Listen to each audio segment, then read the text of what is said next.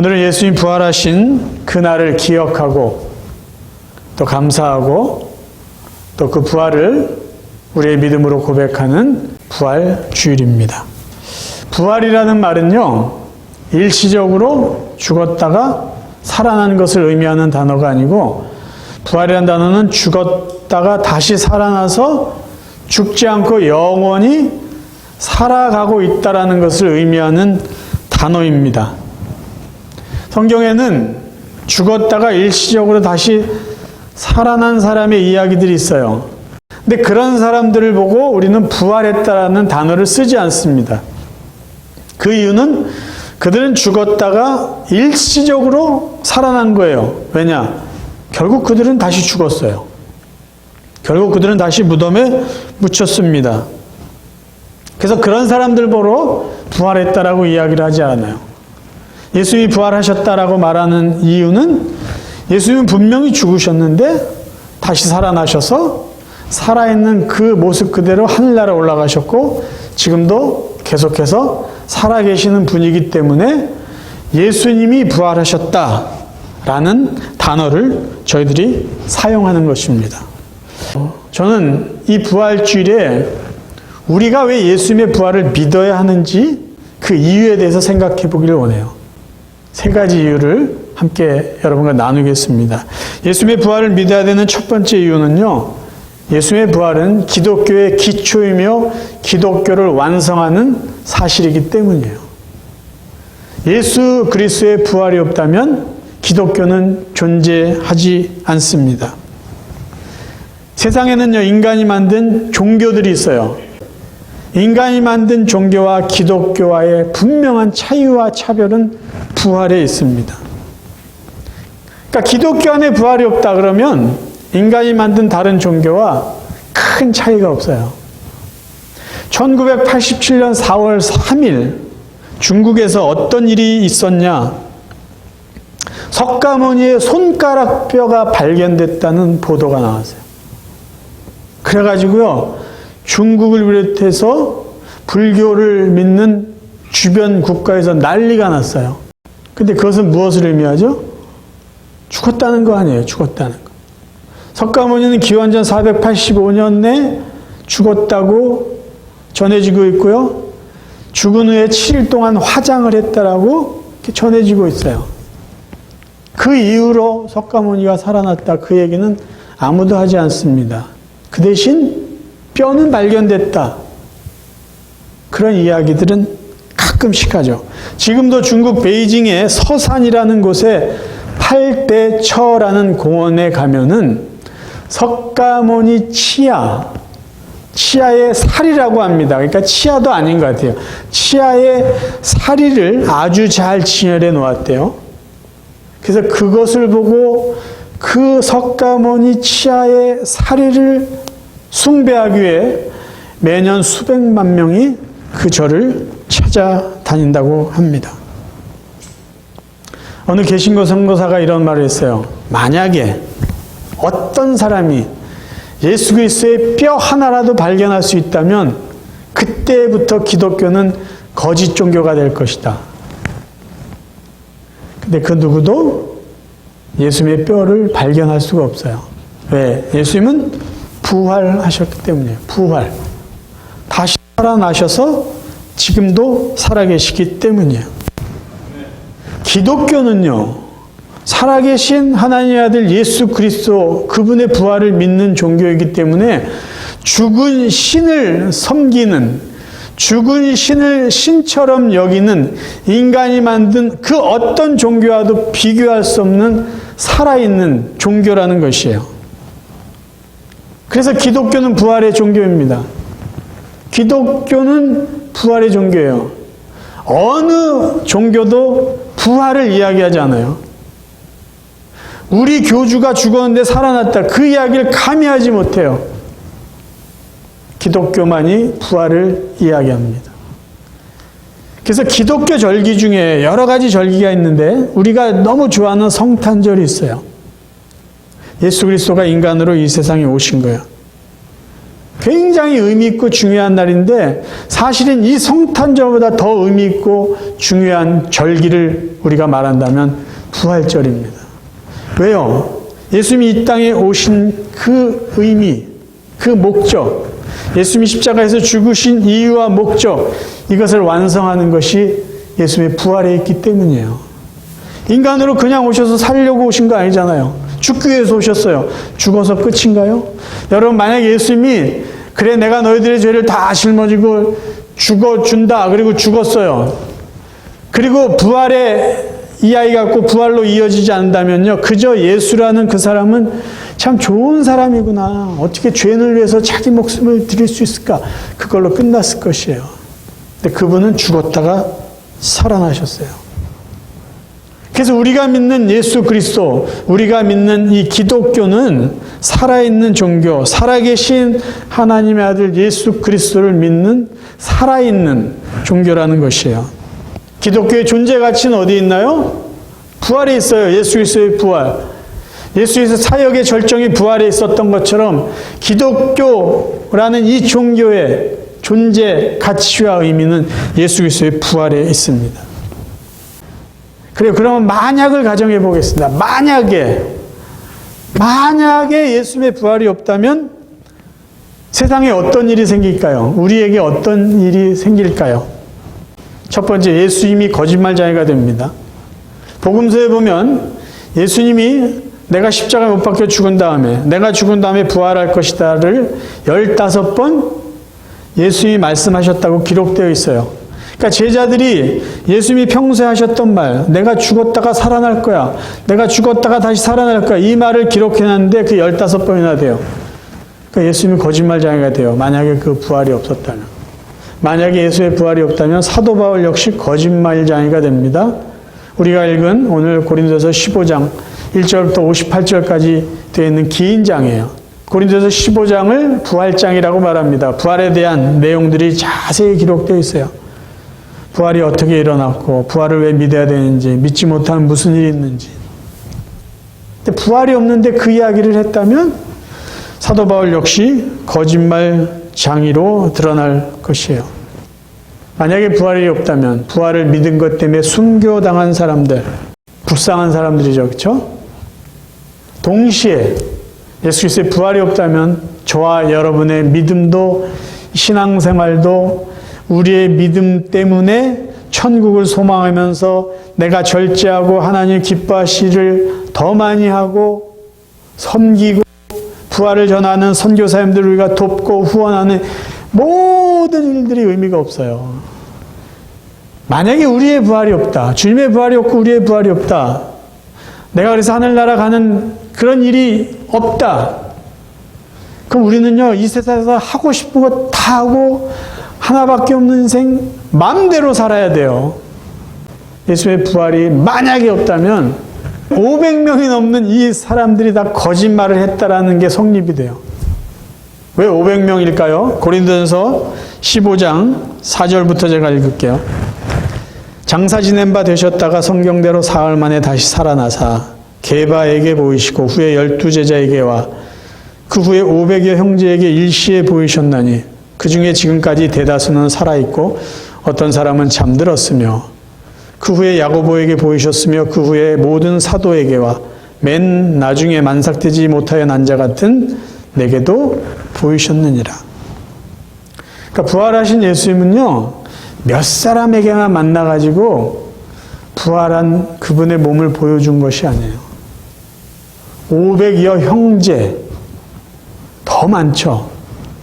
그래서 만약에 예수님이 부활한 것이 조작된 것이다 라고 그렇게 증명하려면요 예수님이 부활하신 그 몸으로 나타나서 함께 그분을 만났던 적어도 500명의 사람들을 다 인터뷰해야 돼요. 그래서 그 중에 한 명이라도 나는 못 봤어 라고 이야기하면 예수님의 부활이 조작된 거일지도 모른다는 이런 이야기가 성립이 돼요. 근데 그렇지 않다라는 거야. 여러분 성경을 보시면 알지만 그 시대에 그 예수의 부활하시고 승천하신 그 이후에 초대교회, 그 그때 살았던 사람들은요, 예수가 부활하지 않았다, 아니다 했다, 이거 가지고 논란이 없었어요. 그때는요, 그게 그냥 당연한 사실이었어요. 왜냐하면 너무나 많은 사람이 보고 확인했기 때문에, 야, 그거 말도 안 되는 소리 하지 마, 이런 소리를 할 수가 없었어요. 만약에 그게 사기극이었고 조작된 이야기라면요, 예수님의 부활은요, 그 시대의 그 사람들에게만 한때 유행되고 그를 따르던 무리들이 그 시대가 지나감으로 동시에 사라졌어야 돼요. 근데 그렇지 않아요. 부활을 믿고 부활을 전한 것 때문에 목숨까지 바칠 정도로 분명하게 살았던 사람들이요, 그 시대엔 너무나 많았습니다. 아무런 논란이 없던 부활의 이야기, 지금까지 그 부활이 사실이라는 것을 증명해 온 이때, 우리는 부활을 왜 믿어야 되느냐? 그런 의문을 갖는 것조차 이상한 일이죠. 주님은 성경대로 살아나셨고 많은 사람을 통해서 부활하심을 보여주셨어요. 두 번째, 우리가 예수 그리스도의 부활을 믿어야 되는 이유는요, 예수 그리스도의 부활은 곧 내가 구원받았다라는 것을 증거해주고 보장해주는 것이기 때문이에요. 그러니까 예수 그리스도의 부활을 안 믿으면 내가 구원받았다라고 말할 수 없기 때문이에요. 자, 예수님이 왜 죽어야 했죠? 왜 예수님은 죽어야만 했고 왜 예수님은 다시 살아나셔야만 했을까요? 부활은 죄 용서의 증거이기 때문이에요. 자, 늘 제가 여러분에게 했던 말, 또 성경에서 반복해서 우리에게 전해주고 있는 사실, 예수는 왜 죽으셨습니까? 인간의 죄 때문이에요. 저와 여러분의 죄 때문에 죄값을 대신 지불해 주기 위해서 인간 대신 죽어주신 거예요.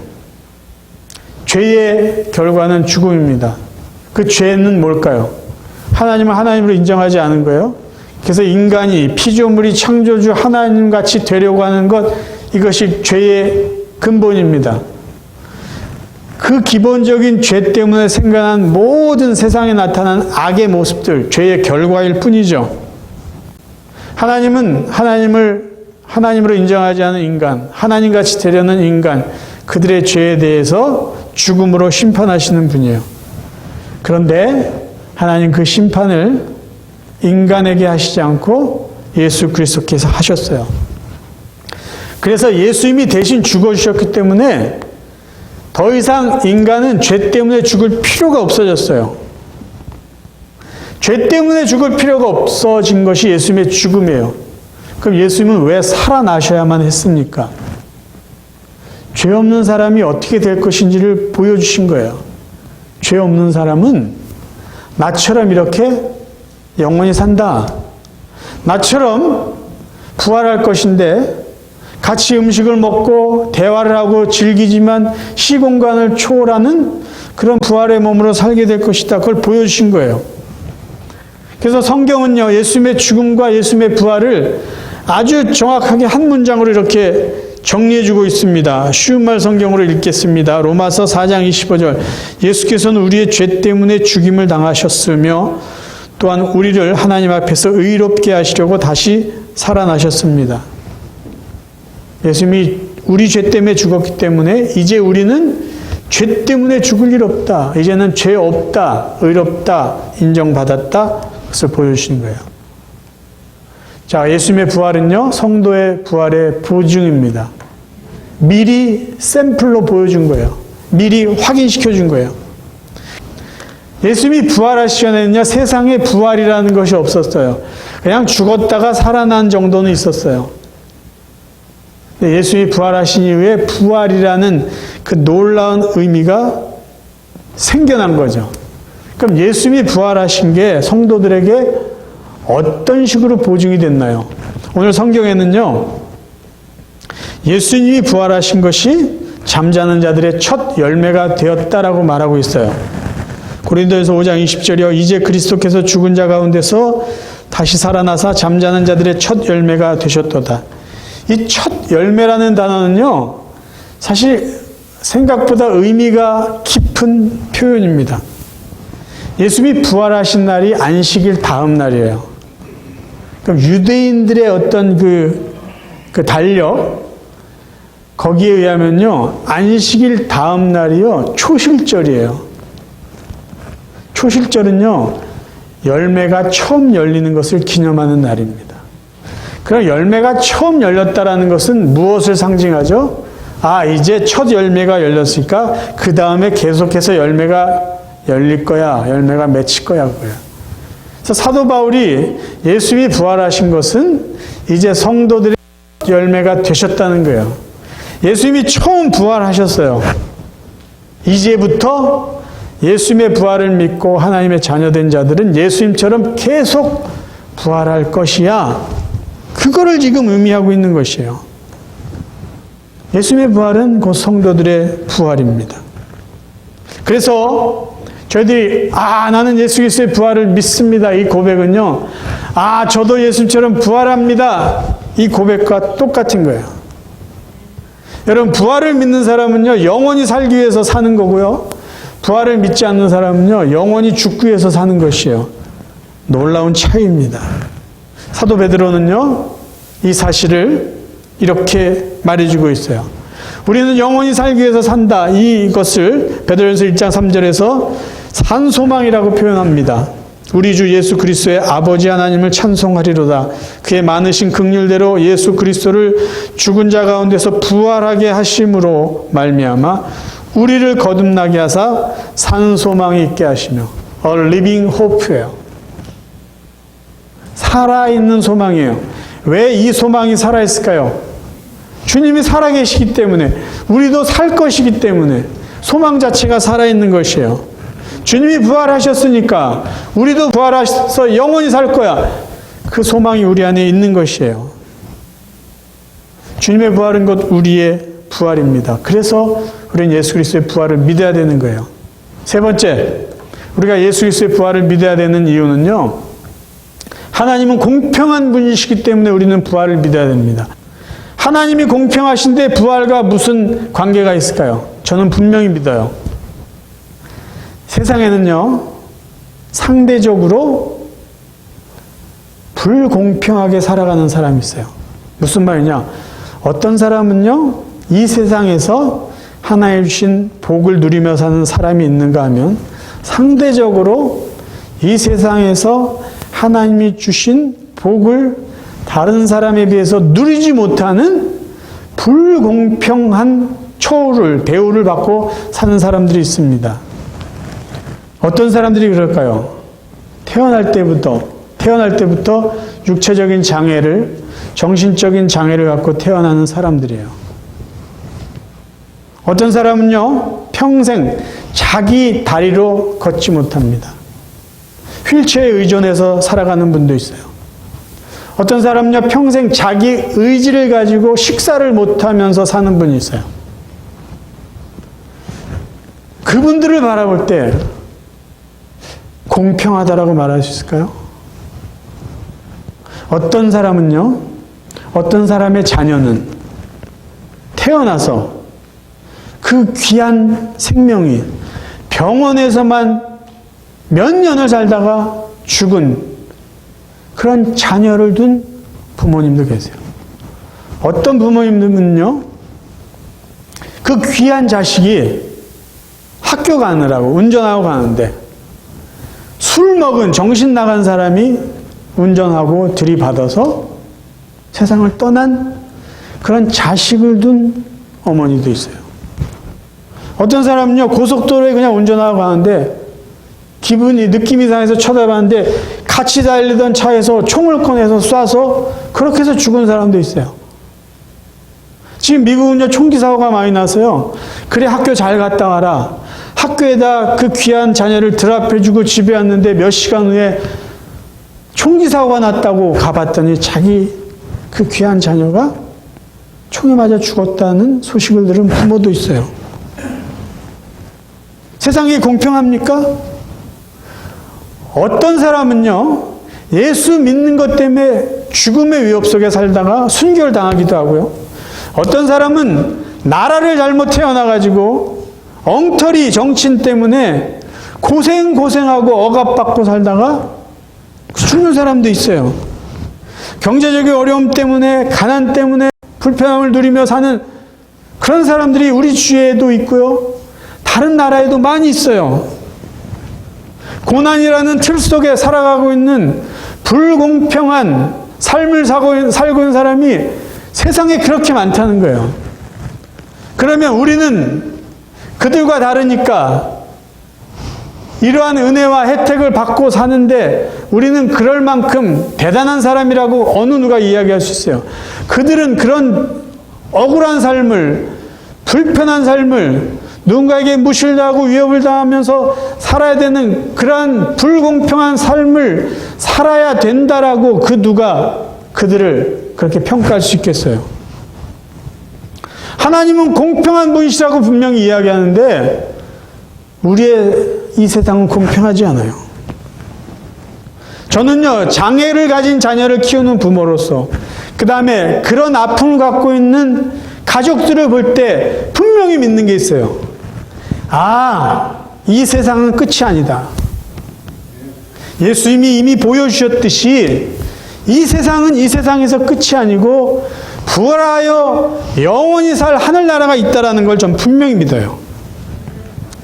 만약에 정말 힘들게 사는 그러한 사람들, 우리가 봤을 때도 너무 마음 아픈 그 사람들이 이 세상의 삶을 살다가 끝난다면요, 하나님은 절대 공평한 분이 아닙니다. 왜 우리가 힘들게 사는데도 참을 수 있죠? 왜 우리가 억압받고 신앙을 지키면서 순결당하는 그 사람들을 위로해주고 그 사람들에게 하늘나라가 있다고 그 이야기를 할 수 있어요? 부활이에요, 부활. 부활이 없으면 우리는 그 얘기 할 수 없어요.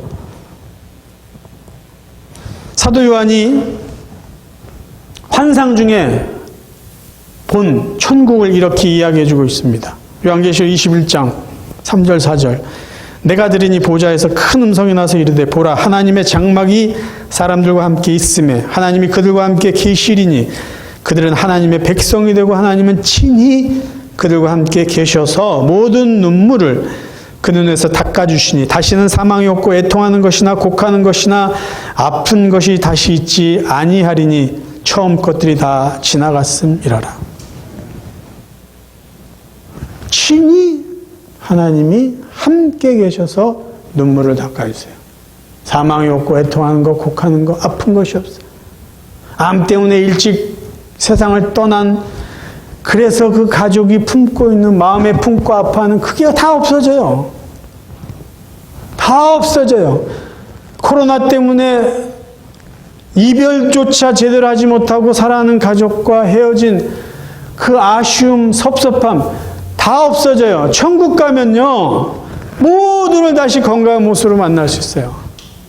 먼저 세상을 떠났던, 나중에 떠났던, 불의의 사고를 당해서 세상을 떠났던, 장애 때문에 억울한 일을 당하고 무시를 당하고 불편하게 살았던 모든 사람들도요, 그곳에 가면 애통하는 것, 곡하는 것, 아픈 것, 불편한 것, 억울한 것 다 사라집니다. 그래서 저희들은 부활을 믿을 수밖에 없는 거예요. 부활을 믿고 부활을 전했던 사도 바울은요, 상당히 고생을 많이 한 사람이에요. 육체적으로 아주 힘든 시간을 보냈어요. 그럼에도 그가 끝까지 고난 중에도 복음을, 부활을, 예수 그리스도의 부활을 전했던 이유가 어디에 있을까요? 우리가 그의 마음을 캐치할 수 있는 부분이 빌립보 3장에 나옵니다. 쉬운 말 성경으로 읽어드릴게요. 내가 원하는 것은 정녕 이것입니다. 즉 그리스도를 바로 알고 그분의 부활의 능력을 체험하며 그분의 고난에 동참하고 그분의 죽음을 본받아 어떻게든지 나도 그분처럼 죽은 자들 가운데서 살아나는 부활에 이르는 것입니다. 이거 믿음의 고백이에요. 확신에 찬 고백이에요. 내가 지금 고난의 현장에 있지만, 그 고난에 동참하고 있지만, 그분의 죽음을 본받고 있지만 나는 그분과 함께 부활할 것이다. 그분의 부활에 참여할 것이다. 이 고백이 있었기 때문에요. 이 믿음이 있었기 때문에 힘든 고난 속에서도 소망을 놓치지 않고 끝까지 사역할 수 있었어요. 비록 저희들은요, 크게 불공평하지 않다 하더라도 때로는 고난이라는 그 상황 속에 처해질 때가 있어요. 억울할 때가 있어요. 답답할 때가 있어요. 감당하기 어려운 그런 순간도 있어요. 좀 더 건강했으면 좋겠는데 그렇지 못할 때도 있어요. 그럼에도 불구하고 우리가 이 땅에서 살아갈 수 있는 용기와 소망은 어디에 있을까요? 하늘나라에 있어요. 왜 하늘나라가 있다는 것을 믿어야 될까요? 하나님은 공평한 분이시기 때문이에요. 이 세상에 오래 살면 여러분 100세까지 살 수 있어요. 뭐 그 넘게도 살 수 있겠죠. 하늘나라에 비교하면 이거 아무것도 아니에요. 순간에 불과해요. 공평하신 하나님은 우리 모두를 그 어떤 고난도 장애도 없는 그곳에서 우리와 함께 살 수 있도록 우리를 부활의 자녀로 예정해 놓으신 것입니다. 우리 구주 예수님 십자가에 못 박혀 죽으셨다 3일 만에 다시 살아나셨습니다. 예수님은 분명히 죽었다가 분명히 살아나셨어요. 이 주님의 죽음과 부활은요, 우리가 믿든지 안 믿든지 상관없어요. 이미 일어난 사실이에요. 내가 믿어주면 예수님이 부활하시고 안 믿어주면 부활하시지 않은 게 아니라 이미 역사적으로 예수님이 살아나셨어요. 우리의 어떤 감정이나 우리의 의지나 우리의 지식이나 우리의 고백에 따라서 이 부활이 이렇게 저렇게 바뀌지 않아요. 예수님 부활하신 거예요. 근데 이게 왜 중요할까요? 그 이미 이루어진 사실을 내가 믿느냐 안 믿느냐는 굉장히 중요합니다. 왜?